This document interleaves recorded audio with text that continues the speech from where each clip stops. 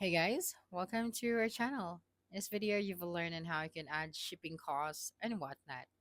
So, first is you have to open any of your web browser and then log into your account, and then make sure that you have switched to the seller account. Okay, so here I am still on the wait list since whatnot seller account is not available in my region yet. So, still, I'm going to discuss you on how I can do that.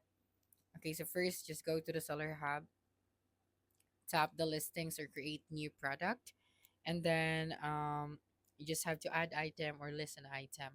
So when listing your item, you just have to scroll to the shipping section, so you'll see category, item weight, package type, shipping profile. So this is where shipping cost is determined. So after that, you just have to tap the weight, enter the total weight, the item, the packaging, like bubble wrap, box, mailer, an example, trading card in tap of loader. So 3 ounce, plush toy, 8 to 10 ounce, and for shoes we have 3 to 4 kilo. So the weight determines the shipping cost automatically. So for next one is to select the shipping profile. So we have standard, medium mail for books only, and heavy large for custom depending on region. You just have to choose the correct one based on what you are selling.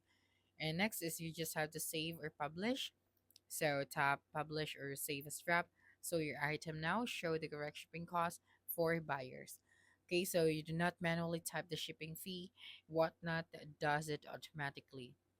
Okay, so that's it for this video. If you think this video helped you solve your concern, please subscribe, like this video, and leave your comment below. Bye.